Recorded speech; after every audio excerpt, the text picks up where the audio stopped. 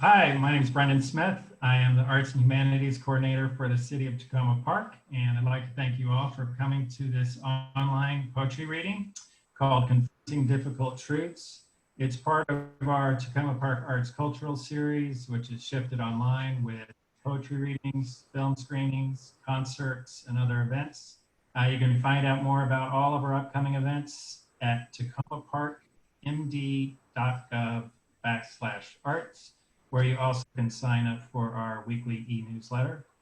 So now I am going to hand things over to Takoma Park Poet Laureate Kathleen O'Toole, who's going to serve as MC and introduce our poets tonight. Thank you. Good evening. I would like to say that I am particularly delighted to be here tonight with a, if not all in the same room, at least a simultaneous audience, because these gals are the last of the Third Thursday poets from our season that was disrupted by COVID. And up until tonight, what we've been doing is having the poets pre-record their readings and making them available to you. And we decided that we might as well join the Zoom generation here and bring them to you live and give you an opportunity to participate, even if not on screen. So welcome to the first of our Zoom readings. And I am really delighted tonight to be able to introduce 4 poets who in their poetry have grappled with realities of marginalized communities, race, and social inequity. When I reread the poems that they submitted a year ago to be a part of this series, I was again touched by the forthrightness, humor, and grace with which they each embrace the world and the roads they have traveled. So the process for this evening is that I will introduce each poet and give them their time to read. You have a Q&A button at the bottom of your screen. I would invite you, if you'd like, to comment or give a thumbs up to a particular poem or poet, you could use that. But if you have a question that you'd like me to pose to the poets when they've finished reading, I would be more than happy to do that. I'll be watching the Q&A button, so please feel free to post any questions or particular things that you'd like the poets to address. And so we're going to begin tonight with my friend Christine Higgins, with whom I've written poetry for many years. And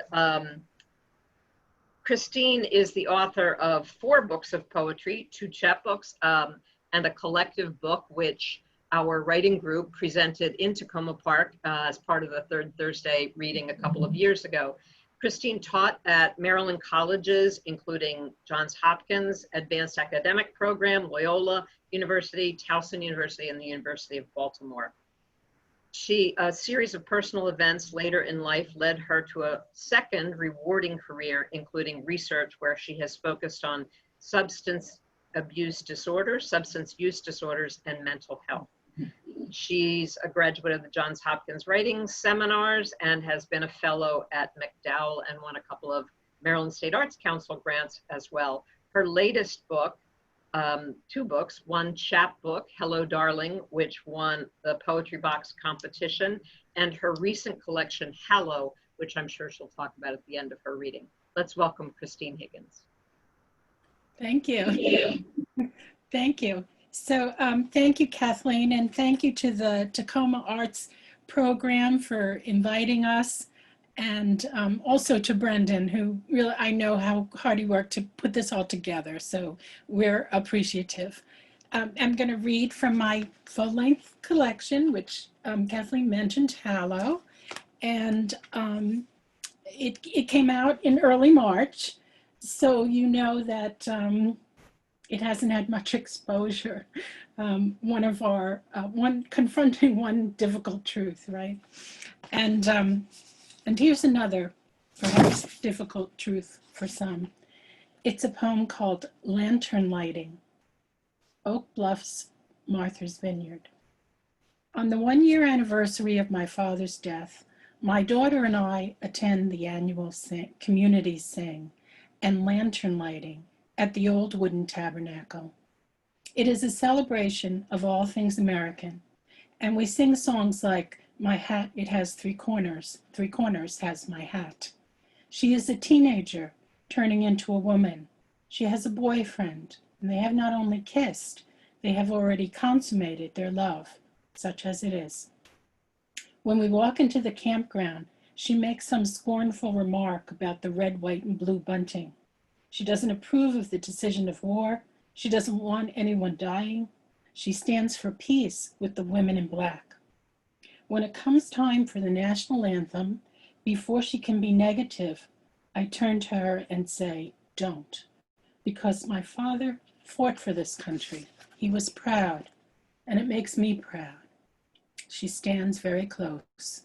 I put my hand over my heart. Now she is singing, so only I can hear. Oh, say, can you see? She knows how to hit the high notes, how to carry the difficult tune. So that's a poem from the first section. And in each section, I tried to provide this sense of hallow or honoring. And as Kathleen said, I did kind of make a change up and went to work with those people who were grappling with a substance use disorder and mental health issues. And I think that's where I found the folks who we describe as marginalized, disenfranchised. I've heard the term recently on CNN, disproportionately affected. And I hope that the next few poems I read have a way of kind of singling them out, a way to honor each life, that it has absolute worth. If you think about how we might bring a wreath to a gravesite. A lot of these folks have since passed. This one's called Curve Ahead. It's a long, it's hard to see in the shiny, but it's a long prose poem. Dante is a descendant of the Cherokee tribe. He has a small braid that escapes from his black and purple raven's cap. He arrives at my office with the cards the players signed for him outside their training camp. He brings one for my daughter. Dante earned a high school diploma for his starring role on the football team. He went to classes and practice, but he wasn't required to take any tests. Often, our reading lessons are filled with laughter and stories about his kids, but today, when he is telling me about that time, he arrives at a new awareness. My mother must have known. Illiterate. For Dante, the prefix ill is so unbefitting. Here is a man who labors without benefit, without security, to support his family. He maneuvers in our world of billboards and street signs, employment applications, and insurance forms. He holds before him a newspaper, and he cannot read the sports page. In his frustration to sound the double O in pool and school, he asks, why do I have to sit here and make a fool of myself? His children want him to learn. His wife wants him to learn. He doesn't have to. No one is forcing him to come. I want him to learn too. Some days, I think it's important to restore his pride. Other days, I know the way I push him is about my pride. There is always exchange. When it gets too hard and he feels like giving up, my hand rests on his forearm. What difference does it make? His forefathers used pictures. His children live in a world of symbols. Still, whenever he says, I can't read, I remind him of all the words he can recognize. Charles Street, no parking, tow-away zone, zoo, zebra, cheeseburger, football, end zone, goal.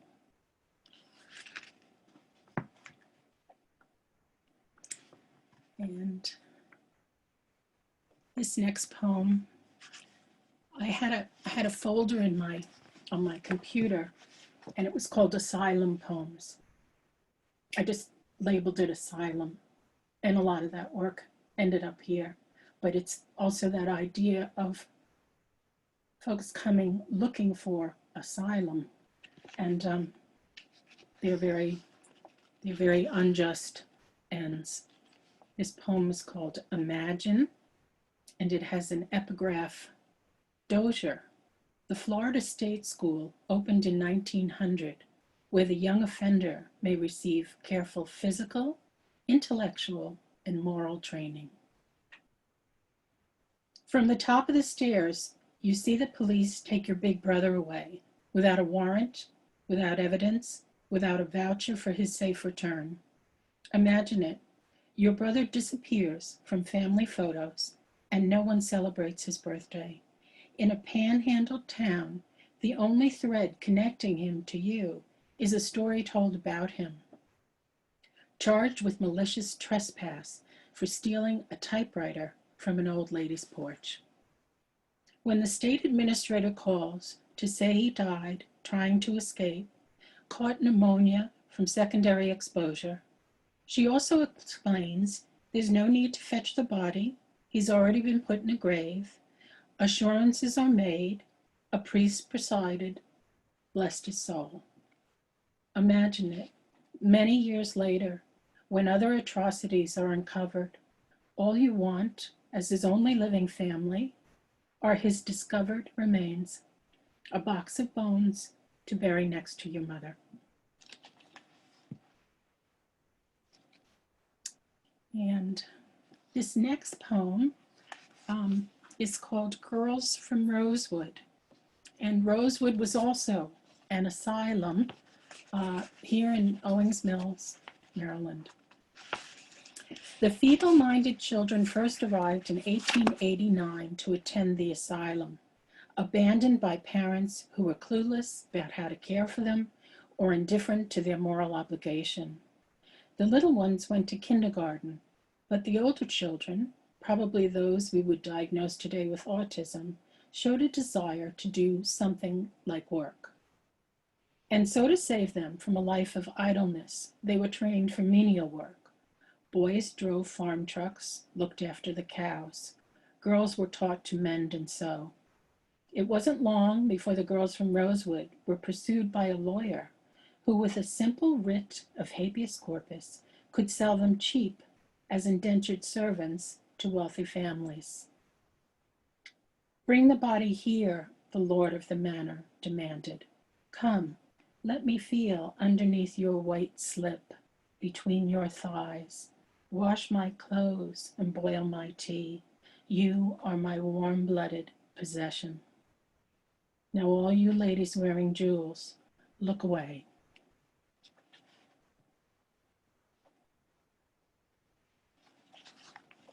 This next poem is called Hungry in Harford County, and it actually comes from a newspaper article that I read.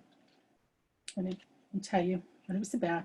If I would visit the children in that country where they are hungry in the morning and hungry in the afternoon, and their congressman, who used to be a doctor, doesn't want to support school lunches, I would bring them raspberries. This would be a deliberate choice over the less expensive strawberries. Raspberries are far more mysterious with their fine insect-like tendrils. Each student would get some berries served on a paper towel.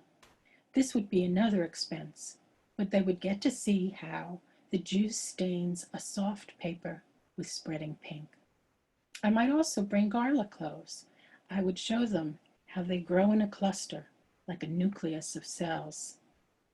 We would peel the papery thin skin to reveal a bulb so smooth it glistens white in the light and perfumes the air.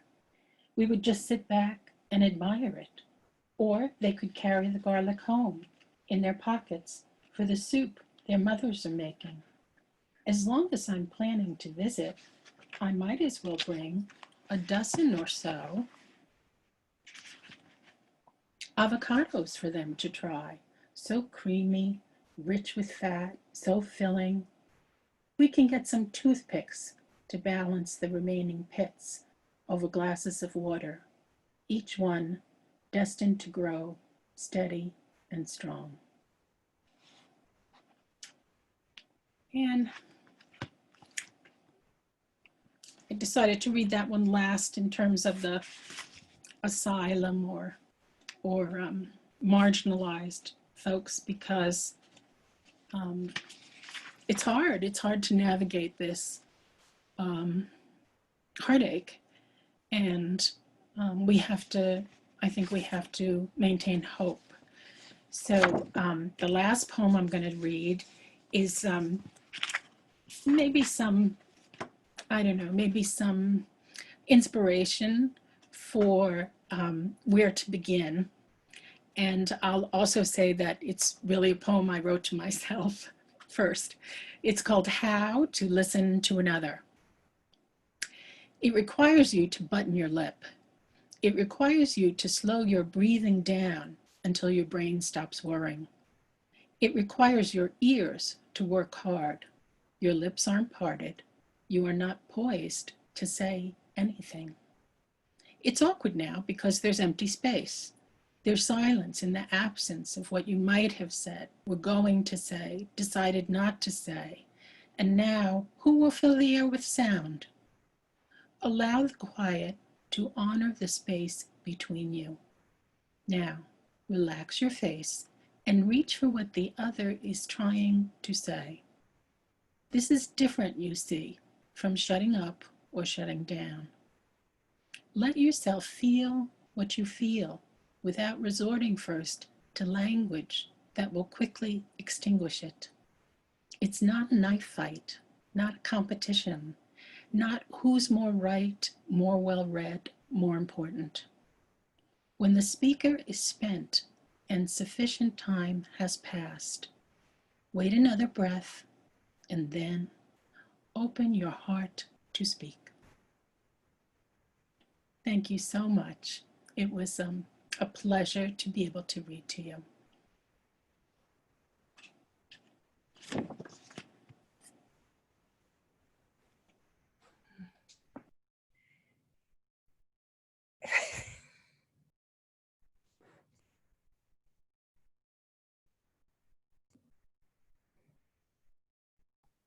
Sorry, it took me a bit to unmute. Thank you so much, Christine. I realized that in introducing the reading, I didn't mention the names of all of the poets, but you can see them on your screen: Christine Higgins, Bonnie Naradzay, and Maggie Rosen. So we will move to Bonnie, and Christine and Maggie will all be back on screen at the end in case you'd like to respond or ask questions. Again, if you were late joining, use the Q&A button for comments or questions that you'd like the poets to see and us to discuss. Thanks, Christine. I also met Bonnie Naradzay a few years back out in the Sierras in California, and we've seen each other a few times. I should mention that Bonnie and Christine have read in our series before, but Maggie is a newcomer to the third Thursday or the Thursday Takoma Park reading series. Bonnie leads writing workshops at a homeless shelter and at a retirement center. Two of her students from the retirement center, Henry Morgenthau III and Sarah Yerkes, published their first books of poetry after they turned 100 years old. And I actually see that they're going to be celebrating Henry's poetry at Passager sometime soon. Bonnie also studied the King James Bible as English literature with Robert Lowell in the 60s. We're dating ourselves here. And as part of a graduate program at Harvard. But she recently earned an MA in liberal arts through the St. John's College, Annapolis Graduate Institute. And I'm happy to welcome again, Bonnie Naradzay. Thanks. Thank you very much. So I dug out some poems that that are dear to me for different reasons. I'm going to read the poem and then say a sentence about it. And the first one is called Hanover County Jail, Commonwealth of Virginia. Lunch today for the inmates means white bread and a slice of bologna. dinner is more of the same. To stay within the budget, the limit is 2 meals a day. The jail's run by a profit-making corporation. Vending machines hold other selections, like undated Twinkies and cinnamon buns. Immigration rents cells here from the corporation. I met with 2 young Chinese women who had only fake passports that they bought in haste. Fearing reprisals from their provincial governments, they fled from their homes and families. For one bore a child after marrying one year too young at 20. The minimum age was 21. And the other had a second child, a girl. One of the women has an abscessed tooth. I write down her plight, mainly that she cannot pay a Chinese-speaking lawyer in New York City, her only hope, or even call collect. I read her confession and see her eloquent gestures. The budget does not fund dental work, I'm told. What's more, they charge for aspirin. The other one wears the same ink blue clothes and plastic shower shoes, the prison uniform. She clutches her stomach, speaks of constant pain. And when I ask the warden if there is medical help, she tells me the doctor comes only once a month and sees those who signed up long ago. This weeds out malingerers, she explains. And with a flourish, the warden hands me a sheaf of small print regulations as I leave. So actually, this appeared in Split This Rock. I actually read it in 2011 when I was volunteering for an immigration rights group in the area called CAIR, C-A-I-R. So the next poem is called How To. It's much more recent. This summer I volunteered to hand out boxes of produce at a place in Langley Park off Riggs Road. For you all who are from this area, you'll recognize that place. And I referred to a little cardboard card that I had to stick into each box before we gave it out. And it actually said, how to broccoli. This is not that card. This actually says kid-friendly snacks. And these cards are prepared by SNAP, the Supplementary Nutrition Assistance Program. How to. This morning, we loaded cardboard boxes of produce into the trunks of cars. In each box, we put a card that announced, how to, broccoli. One side was Spanish. How to choose fresh broccoli is how it started off. Although it had been chosen for them, I saw the stalks. Families stayed in cars for hours in July's fierce heat. In church, we have prayed for the virus to go away.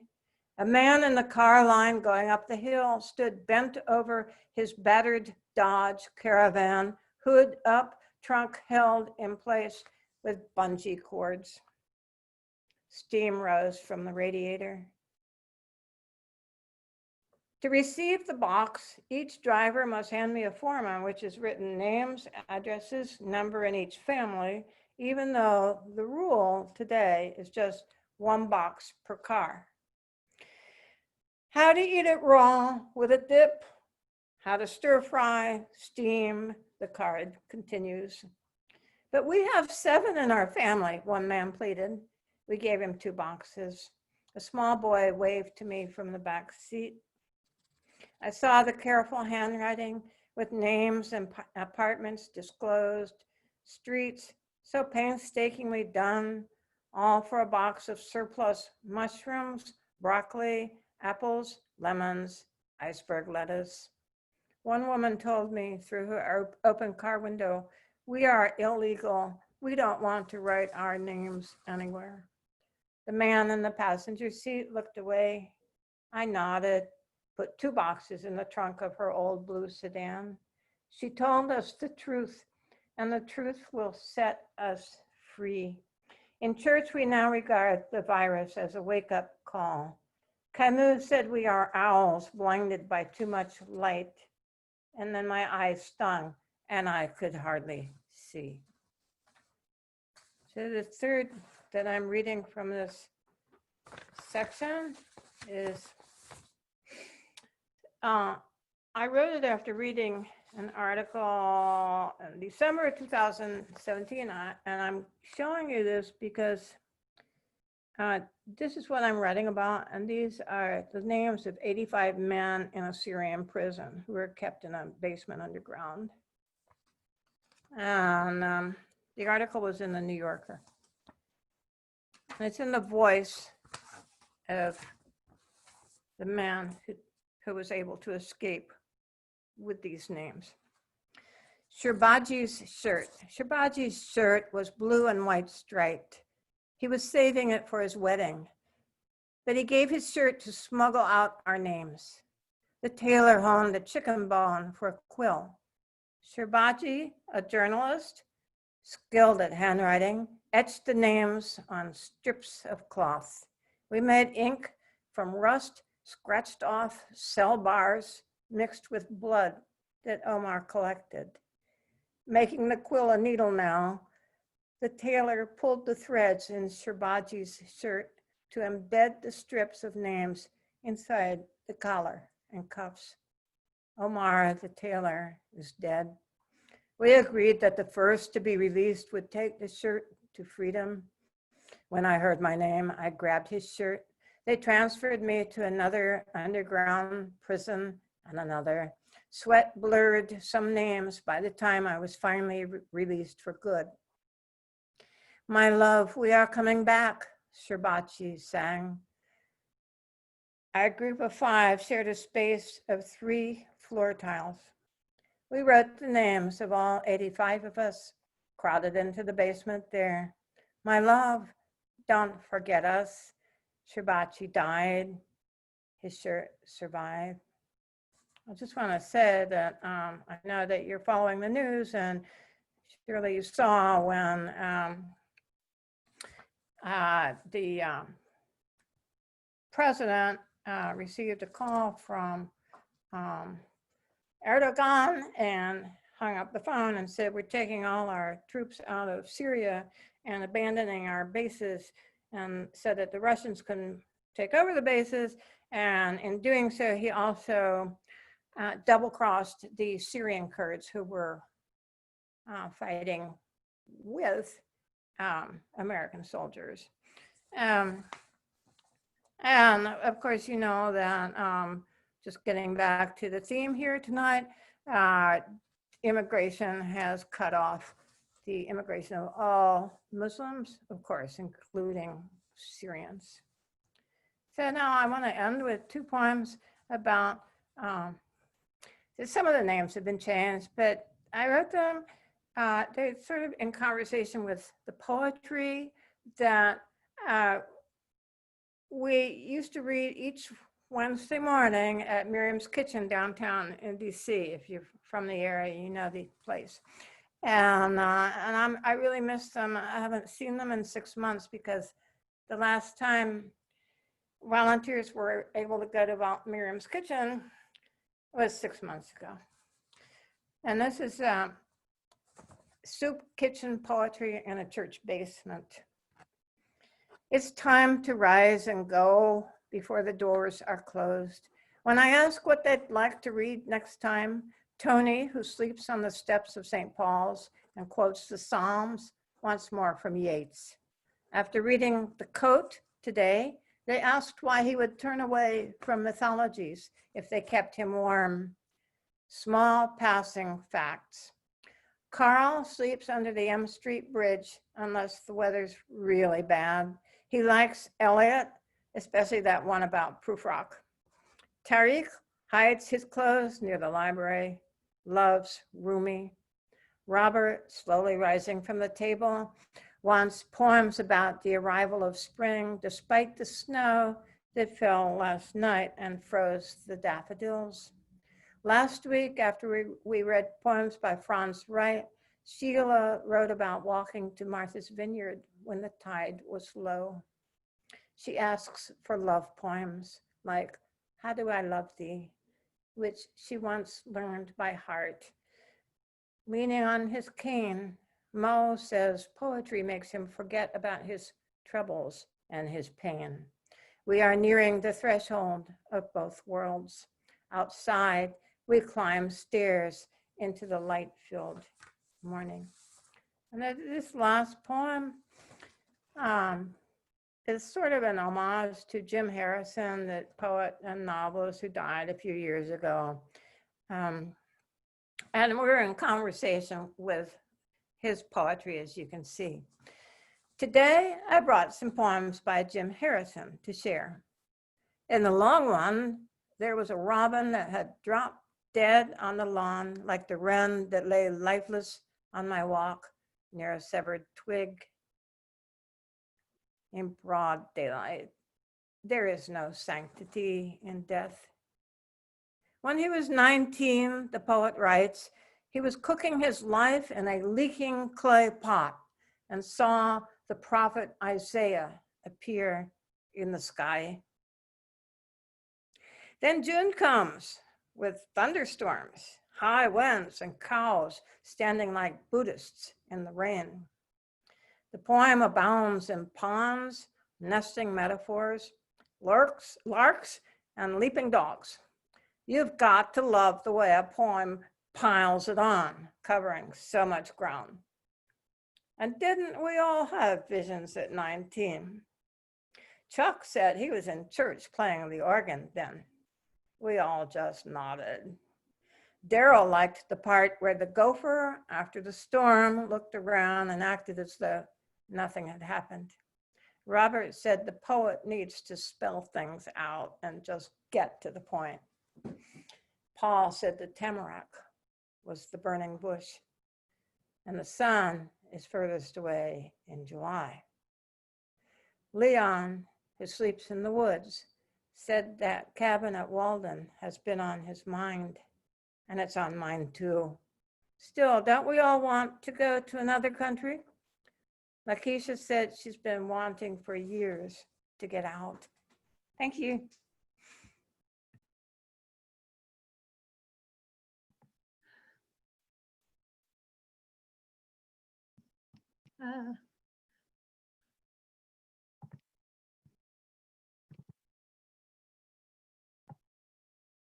Sorry, guys, I'm having a little trouble with the buttons tonight. Thank you so much, Bonnie. I will say at this point that some of you who've been on since the beginning may have noticed that I mentioned that we were going to have 4 poets in the reading tonight. And I'm delighted to say that Randy Bridgeman has joined us and will be reading. So I'm going to introduce Randy next. And Randy, if you want to go ahead and activate your camera and join us visually as well. Randy has read in our Third Thursday series before. He graduated from St. Mary's College of Maryland and has 4 books of poems: South of Everywhere, Mechanic on Duty, The Odd Testament, and The Poet Laureate of Crackertown. And I believe, since Randy, you submitted this bio a year ago, your new collection, The Last Paul Poems, is no longer forthcoming, but it was released in 2019, I believe. So please help me welcome Randy Bridgeman, and he'll be followed by Maggie Rosen. Randy?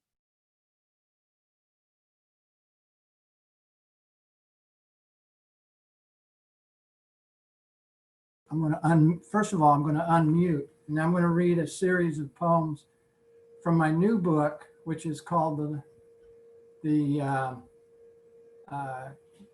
Not So Happy Hour Poems. And these poems, this series of poems is about growing up in a home where my mother was a polarized manic depressant and my father was was an alcoholic. So it was pretty interesting. So I'm not going to stop between because the series of poems that I'm reading, kind of tells a story, goes from one to the other. So I'll begin. How I Came About. He's staring into his whiskey. She is looking out into the garden. Their conversation settles like the dust on the windowsill, like the dust once covering her Kansas youth, like the dust which she'd return. With nothing left to say, she rests. She dreams about a highway south of Wichita, a pickup beat up, wheels whining towards the skyline, the sun silver on a rusted hood, like melting mercury it rises in the cracked windshield. Springs are poking her ass through a saddle blanket. White lines are passing through rust-holed floorboards. There is engine smoke and a little toke. Evening is dropping on the tailgate. She is pointing at the stars, sketching horoscopes in the dusty dashboard. He sees her young curves exposed to the moonlight, mirrored in the fenders of his '48 Ford. Truth or Consequences in Wichita. On the weekends, my father had visitation rights. He was always looking for some place to burn off a hangover. He told me to wait in the car while he stopped off to have a beer in Baldy's Bar. It was 102 degrees in the shade. I grabbed the 8-ball on the steering wheel and I imagine I am driving with the windows down in a white t-shirt and jeans cuffed at my cowboy boots. I turn on the radio and push the metal buttons, going between the sad song country stations she'd drink herself to sleep to. He'd leave me alone out there for hours. Nowadays, he would have been arrested.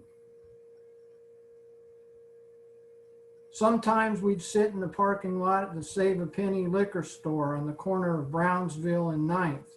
He'd drink brown bag liquor and me a Fanta orange pop while we smoked roll-your-owns and watched the losers coming and going. What I remember of my mother is her spit wet hands, slicking back my cowlick before sending me out the door to my dad. Those hands that folded twilight into paper airplanes that made nights fly by, and how when she told me that I was just like my father, it was not in a good way. A post-modern parable. A bird swoops down from the telephone wires that line the icy road to town, straight into the wide, bright grill of my father's Oldsmobile, as if it had meant to end it right there. My mother tells me that she is like these birds that can't fly away for the winter. The moon is unraveling like my father's pocket knife peeling silver slivers of apple on the front porch of the old house where all of his children wait our turn. As he holds out each slice, first to the youngest, last to the oldest, this sweet bite of memory, and I think I'm being taught something, say, about the impatience of youth or the joy that comes from others' happiness or the humility in being last, as only he could teach without a word. My mother has been living for the end of the world since her first altar call in '52. She kept dying in her like a best friend's secret taken to the grave. She asked me if I knew that in Latin to pray means to beg. She says, I pray your father goes first, but she is the first to go. We had her cremated. Then my father went and we had him cremated too. They both sat on a shelf in my sister's garage gathering dust until my brother-in-law buried their ashes out back under an old maple tree. Then he sold the house. So once again, I have to knock on a stranger's door to talk to my parents. When I write, sometimes I can hear the boy I once was answering for things that wasn't my fault. In my writings, like the spark of a welding rod against the metal of conformity, in my words that appear like those on faded blackboards in empty summer classrooms, they are as elusive as the moonlight in the tall grass around my secret fishing hole. They are a rope swing tied to a limb above a dried creek bed. They chop at the air like that metal-bladed fan in my curtainless window. In that bedroom where I pumped up my Daisy BB gun until my arm got tired, then shot a sparrow off the sill and watched with a curious pleasure as it spiraled to the grass below. There is something there in my writings more than childhood cruelty, a meanness that comes with the determination of a bullfly beating itself against a kitchen window, a secret shame, the kind that comes only out of abuse or from the turning of heads and the loss of innocence.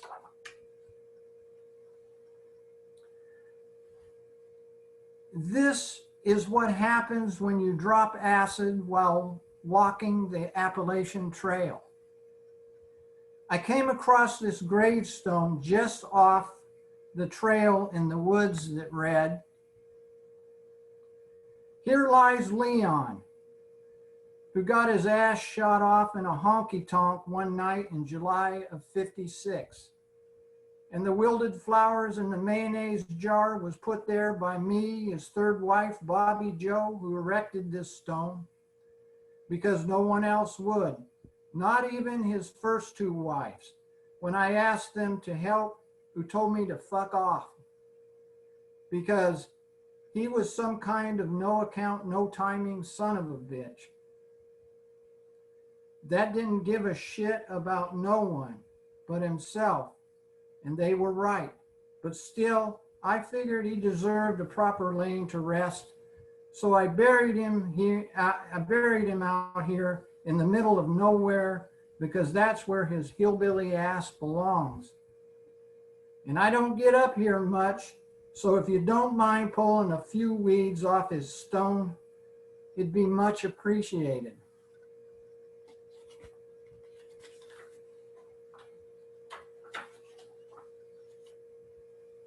So this poem is called "The Not So Happy Hour at the Make Me One with Everything Hot Dog Emporium and Zen Shack.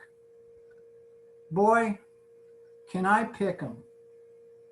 First, there was the lady with the 6 o'clock shadow and a low voice who said she liked taking drunks home, who said she made them howl like dogs under a country porch, made them howl like Jack in Ginsburg,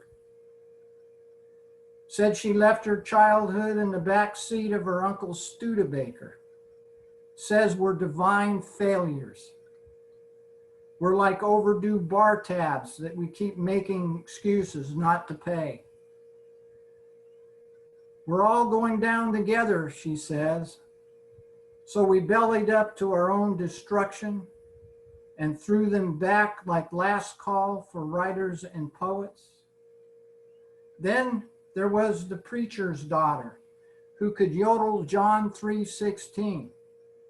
She rolled her Camaro on a dirt road and lost her leg. Said she didn't feel pretty because of it. Then there was Nancy, who said that she's a polarized manic depressant and swung both ways. Then Linda, who sucker punched me in Denny's at 3 a.m. because I didn't hold the door open for her. Evidently, I didn't know that she was a lady. I've heard we look for our mothers in the women we choose. My mother wasn't quite right either, just like Wilbur, who would have rather walked out to the barn and taken shit from a talking horse than talk to his wife. My father would walk out to the garage and tinker on his car or arrange his tools or talk to people on his CB that he didn't know. What son doesn't want his mother to hurt but can't stop it, but gets the chance over and over and over again to make it right with every girl he's ever met, until he realizes that even his father couldn't fix it either. So my last poem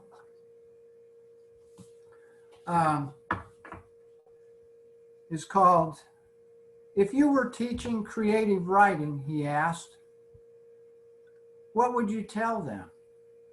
Well, I'd tell them to relax and stop forcing it out like a bowel movement. I'd tell them to be patient. It will come. In the meantime, go out and tie one on, get shit-faced and shout obscenities at a crowd of happy hour drunks in some dive with a name like the Purple Onion, while getting taken for $50 by a one-armed pool shark and his midget wife in assless chaps. And I'd tell them to read everything, even the writing on the shitter walls, while they are yakking it up. Trust me, there'll be something profound that some pilgrim has left for you. I'd say go home with the ugliest girl in the joint, the one when you wake up and she's got her head on your arm, you'd rather chew it off than wake her up. As you tiptoe out of her apartment with your boots in your hands, then walk around for an hour and a half in a neighborhood you've never been to, looking for your car before you realize she drove. And you have to go back and ask her for a ride, even after you've written on their bathroom mirror in her own bright red lipstick, "Damn, baby, your ass looks like a popped open can of refrigerator biscuits." I'd say, show up at one of your ex-wife's doors, 3 sheets in the wind, with a 4-pack of wine coolers and a bag full of sex toys, asking her if she wouldn't mind one for the good old times, just before her new husband puts your lights out right there on the front steps, and you wake up in an ambulance and hit on the EMT who folds over your oxygen tube until your lips turn blue.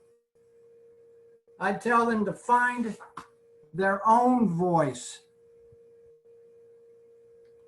and cheer it on like your horse is in the lead with 10-to-1 odds. But I'd remind them that even the Beatles got old, but not the Stones. Thank you so much for allowing me to come and read. I really appreciate it. Thank you.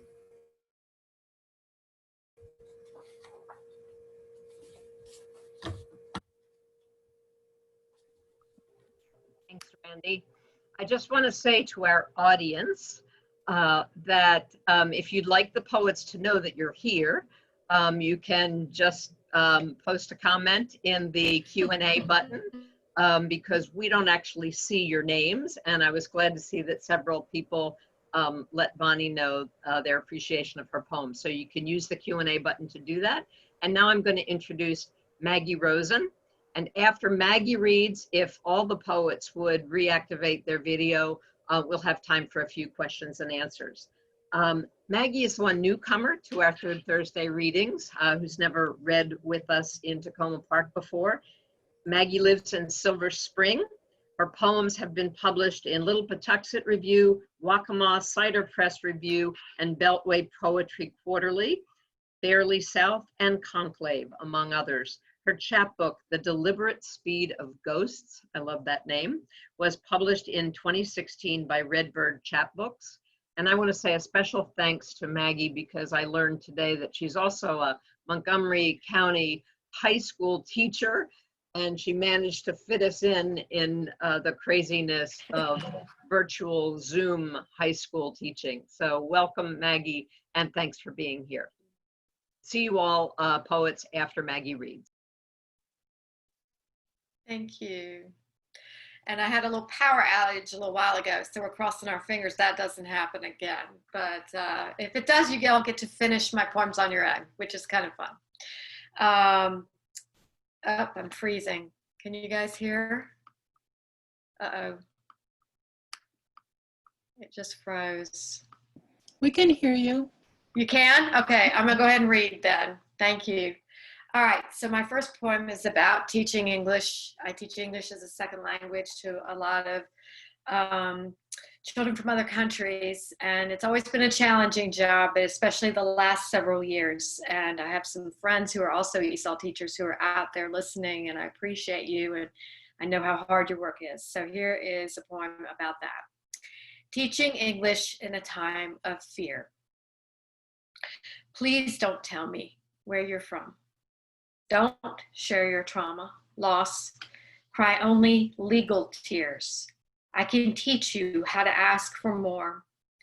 I can warn you of the strength of nouns, capriciousness of prepositions. Beware the helping verb, the closet praise. Mark how we hate questions, love commands. A passive voice calls everyone to prayer. I wish you all that words can keep within. And I have one more about, I'm teaching high school, and I'm currently co-teaching algebra. And so this is a poem about that, back from when we were actually in the building, and one day the kids started collecting all these dollars to order pizza. And I apologize in advance for any mispronunciations in Arabic, Spanish, or English for that matter. This one's called Prayers During Algebra. My student in sheltered algebra class cannot swallow whole English yet. So we hand them math in dollops. They gather dollars peeled from backpacks and pockets. They want pizza, a quick version of the American dream. In Spanish, pizza is pizza. In Mexico, it is served with packets of ketchup. I balance their sum to complete the purchase. My credit card absorbs the missing amount. Delivery is near. I often start a hope with ojalá, a Spanish word from the Arabic, la sha Allah, if Allah should want. Ojalá que, wait, if I wish in Spanish for something that is still even remotely possible, I use subjunctive. If my wish is not at all possible, I use the imperfect past subjunctive. I'm not sure. I'll start anyway. I pray, ojalá, oh Holy Father, who doesn't know me and isn't sure about them, please save them. The kids from countries that are lost, here, wait, both. Save them from that which is violent, desperate. Is this the happiness they sought? Let them not die out, more wasted boys of El Salvador, extinct, absent. In Baghdad, 813 AD, Al-Khwarizmi wrote word problems about inheritance. Take from one side, then one must balance by taking from the other, uniting broken parts. In his language, algebra. Al-Khwarizmi, his name became our word, algorithm, rules that dictate what must happen. We know the laws of various parabolas, backpacks weighted with debt, expectations rising in a sine curve up stairwells, concave stomachs of hungry boys. They shove each other to get the biggest slice. They kick each other in the back of the knees or slap hard on the wrists to make a red welt because it's funny to them. I push against your toughness with my own. Solve this problem, will you, dear Allah? If you take away one boy, just one, how can you balance for his loss on the other side? So my chapbook is called The Deliberate Speed of Ghosts, and it's reflections on my hometown of Greensboro, North Carolina, a little bit about ghost stories, some about the buildings in Greensboro, and some about racism. So if those are things that interest you, I'm sure they still have copies of it available, and you can always look on my website, maggierosen.com, for more information. But here's one of the poems from the book. It's called Carolina Theater, which is a building in Greensboro. The ceiling glowed like twilight, somebody said. Green granite columns welcomed young white couples. Sandstone floors with marble tiles led to the Black Gallery, where you would be second class, but could still bask in the magic of movies. Otis Hairston's dad told him, don't take it. Don't pay money to go up to the balcony.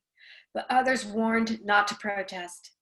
Before the Formica of Woolworths around the corner gleamed into fame, hundreds died or were beaten as they claimed rights that the nice nobodies didn't want to talk about. Otis's wife's mother refused to give up a seat on a bus, a night bus, from Raleigh to Knoxville, refused 3 times at every stop.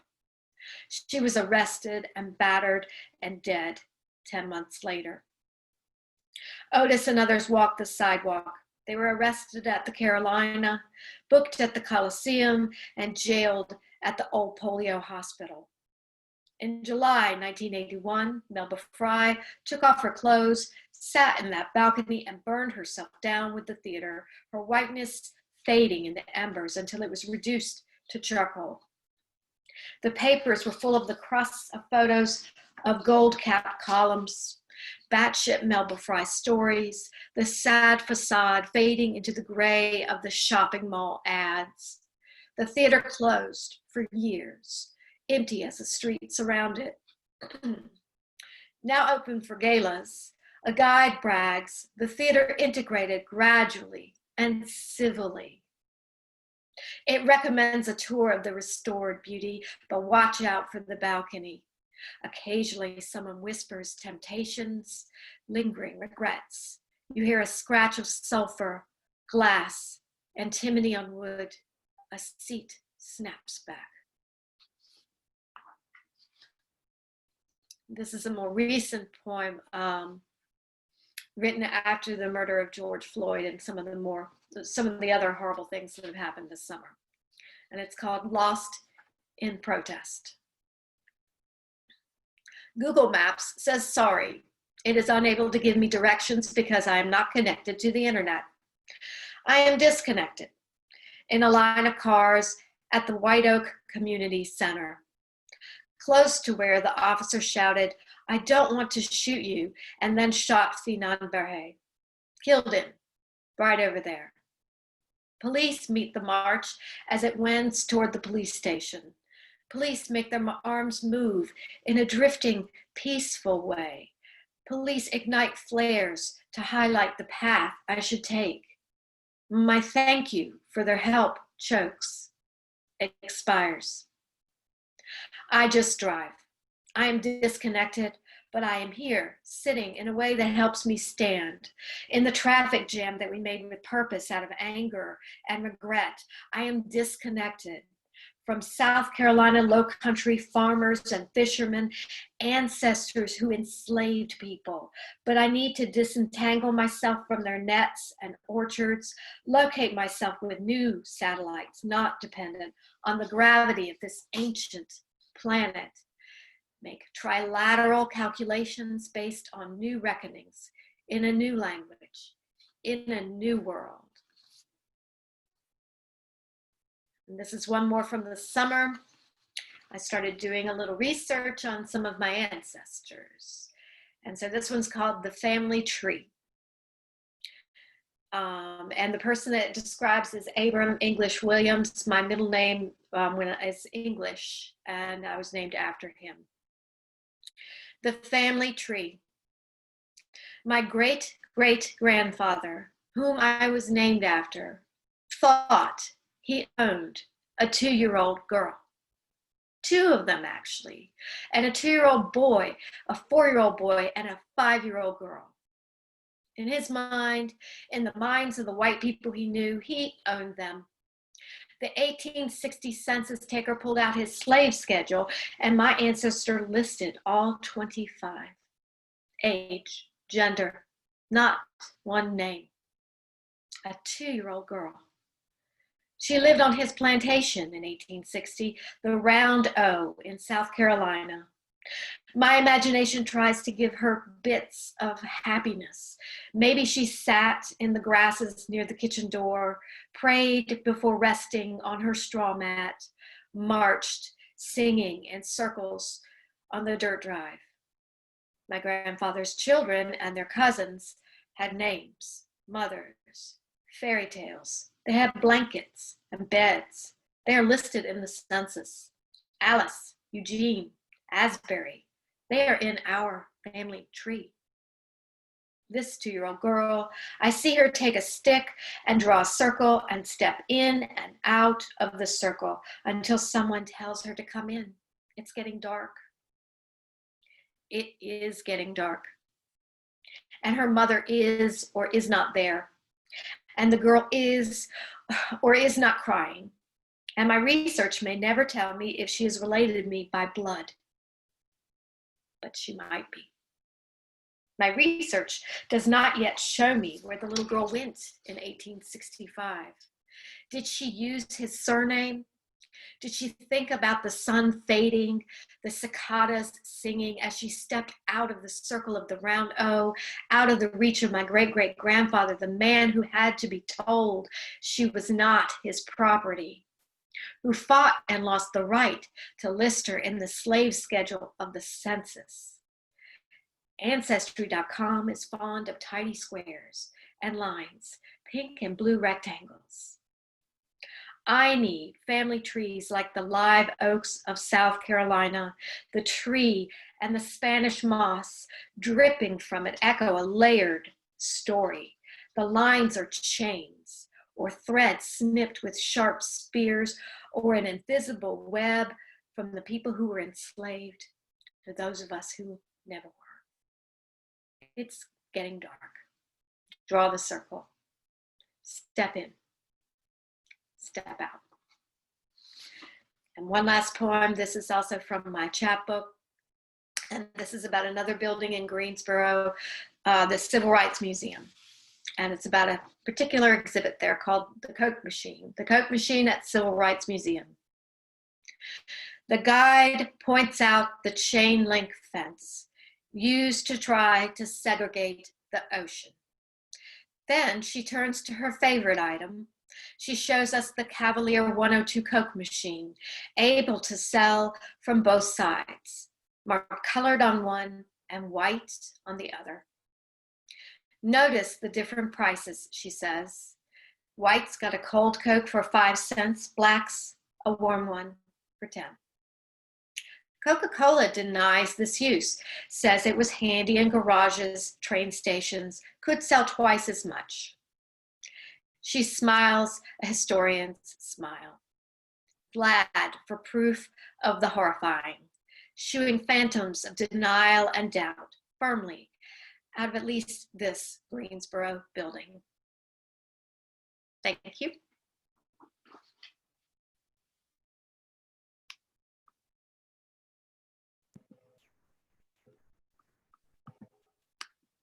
Okay. Ooh, for some reason my video keeps, there we go. Well, first of all, I just want to thank all of you and to note for our audience that Bonnie had to leave us at 9 because she's participating in a class. But I do want to give the poets at least a moment to comment, not a long discussion, but it strikes me that these, I think Maggie, it was you in our email discussion that kind of titled this reading, Confronting Difficult Truths, of which all of you have done. And these are issues and truths that we share, but they're deeply personal to each of you. And I think your entry of them with a lot of heart is what touched me tonight. And I'm thinking of a discussion I had with a student at GW University in February, back when we were live with folks, about him feeling that a particular poem I wrote was too political, and it was a deeply personal poem to me, something that I needed to write because of my own heart. And so I'd just like to ask each of you, maybe we'll start with Maggie and give you each a chance to address the risk you take in writing these poems, and what is it that you are thinking or aspiring to when you wade into the difficult waters of confronting these truths in your poems. Well, about a year ago, I had a chance to re-meet Jean Nordhaus, a local poet that I took a workshop from in 1989. And during that workshop, at one point, she said to me, "You are not doing the emotional work." And so when I saw her about a year ago, I said, "You said one of the best things anybody ever said to me." And she was like, "Oh, what did I say?" You know? Mm-hmm. But that's, for me, that's the reward of poetry. And what brings me doing it after all this time is that it is my emotional work. It's also a way to reconcile a lot of different things in my life. For a long time, I was like, here's my teaching part, here's my writing part. And just in the last few years, I've started pulling those together, and it's become even more valuable. And I had the great experience of reading some of my poems to my students like a year ago too. And that was another way to just sort of realize the power of it. Great, thank you. Christine, you're next on my screen. Do you have a thought about that? You're muted. I would say one of the dilemmas is always representing some other, that it's not necessarily your history or your fight even. And I know that, when I talk to, say, for example, other African-American authors, they want to represent themselves. So what, am I right to co-opt or adopt someone else's story? I think, as I said, in my reading, you hope that what you're doing is honoring, something that has been lost, glossed over, washed away, but that's always the challenge. And I was thinking too about how we always say disenfranchised, but we never say franchised, which is actually, it's like, oh yeah, there's the word franchised. So I think we have to think about how we might franchise others, to give them liberty to express themselves and tell their own stories. Thanks. I'll just add, because Maggie quoted Jean Nordhaus, I'll quote Lucille Clifton.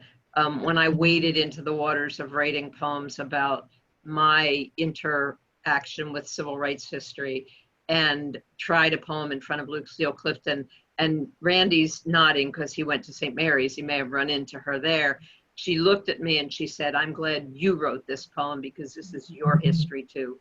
And so I think we've all got to take risks in claiming the things that are broken around us and in us as well. Randy?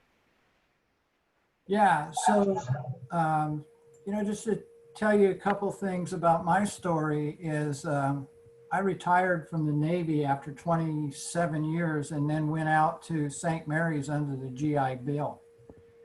And I studied under Lucille for 4 years out there. Well, actually it took me 7 years to get my degree. I was like a doorstop out there. But the thing was is Lucille didn't drive.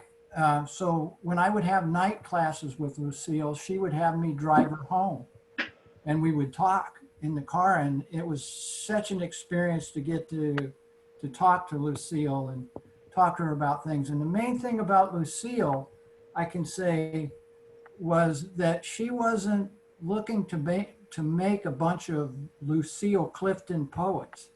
She was looking for you to look inside yourself and find your own voice, which is very difficult to do. In order to do that, you have to confront a lot of things, you know, family, your past, things that you've done that you're not really proud of.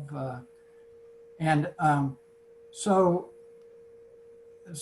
what I can say is, you know, and I owe this to Lucille, that she told me one night, I was like, you know, Lucille, I'm thinking about